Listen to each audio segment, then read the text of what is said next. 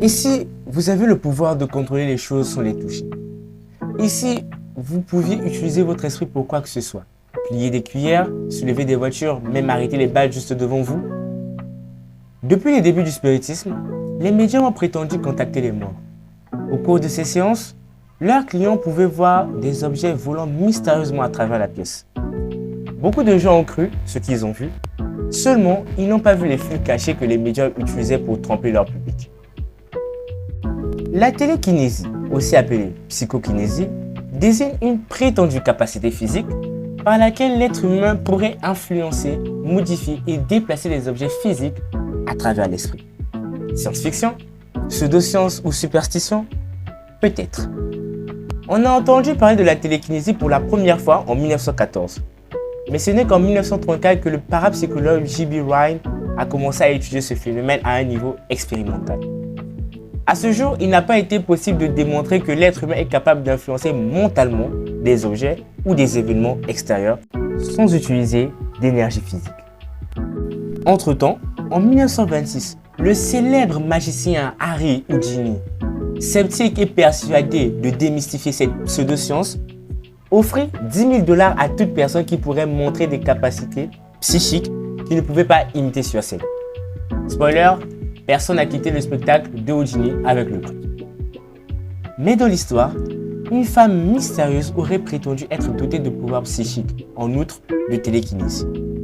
Elle est née en Russie, en 1926, année où Houdini démystifiait la psychokinésie. À l'âge de 14 ans, elle entre dans l'armée rouge et développe une capacité qui sort de l'ordinaire. Nina déplaçait des objets sans avoir à les toucher. Raison pour laquelle elle a été soumise à des tests par un comité d'experts soviétiques. Son cas est l'un des plus connus. Il existe même de curieux enregistrements en noir et blanc dans lesquels on pouvait la voir séparer les jaunes des blancs d'œufs immergés dans l'eau et mettre des allumettes en mouvement via l'esprit. D'après elle, cette capacité apparaissait avec plus d'intensité lorsqu'elle était en colère. Elle a également déclaré être épuisée et ressentir des douleurs dans la colonne vertébrale et les yeux après ces expériences. Toujours d'après elle, elle aurait finalement perdu cette capacité à cause des tempêtes, plus concrètement à cause des phénomènes électriques. Nina Kulagina avait-elle vraiment des pouvoirs télékinésiques? On soupçonne que c'est l'Union soviétique elle-même qui a popularisé et manipulé les capacités de la femme à des fins de propagande. Dans les années 1970, la télékinésie a attiré l'attention des gouvernements américains et soviétiques, évidemment avec cette histoire. Ils ont passé des décennies à faire des tests, mais la seule chose qu'ils pouvaient prouver est que la télékinésie n'est rien d'autre qu'un divertissement pour les masses.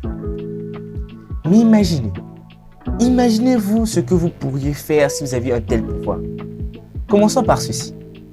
La télékinésie ne serait pas illimitée. Considérez-le comme un ensemble invisible de muscles. Plus vous entraînerez vos muscles télékinésiques, plus vous deviendrez fort. Peut-être pourriez-vous apporter une télécommande sur le canapé. Peut-être que vous pourrez vous faire une tasse de thé sans avoir à passer par la cuisine.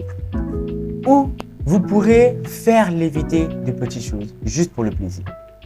Une fois que vous êtes bon dans tout ça, vous pourriez commencer à pratiquer avec quelque chose de plus grand, comme déplacer des voitures dans un parking.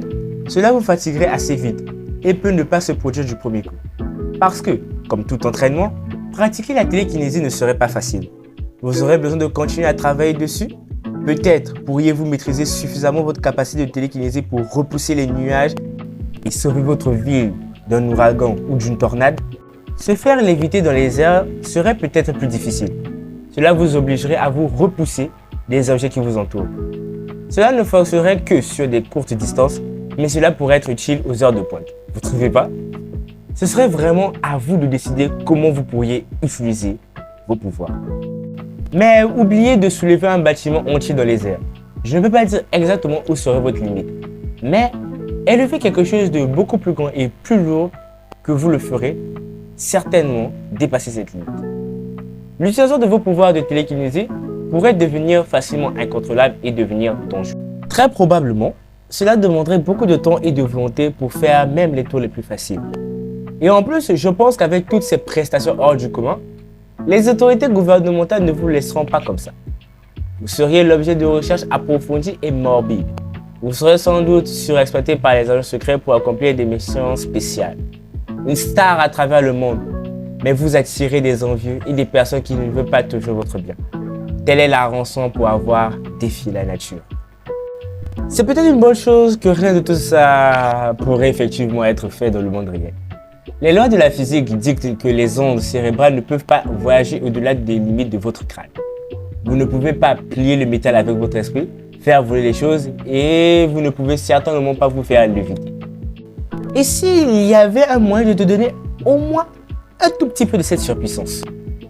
Cela inclurait l'implantation de petits fils dans votre cerveau. La technologie est déjà capable de lire dans vos pensées en utilisant un implant qui traduit l'activité cérébrale en paroles. Aujourd'hui, des entreprises comme Paradromix et Neuralink d'Elon Musk travaillent sur une technologie qui pourrait vous permettre de déplacer les objets rien qu'en pensant à eux. Leur recherche vise à aider les patients souffrant de de cécité ou de syndrome d'enfermement. Les personnes qui souffrent de paralysie pourraient utiliser un implant cérébral pour contrôler les appareils informatiques et les membres artificiels. À terme, les implants pourraient devenir aussi courants que les téléphones portables. Un appareil dans le cerveau transférerait de gros volumes de données à travers des fils beaucoup plus fins qu'un chevelu. Ce ne serait pas le genre de télékinésie que vous voyez dans les films. Au lieu de cela, ce serait un système assisté par la technologie. Et si c'était le début de nous fusionner avec la technologie? Et si la prochaine étape consistait à devenir des cyborgs à part entière? Eh bien, c'est une histoire pour un autre ici.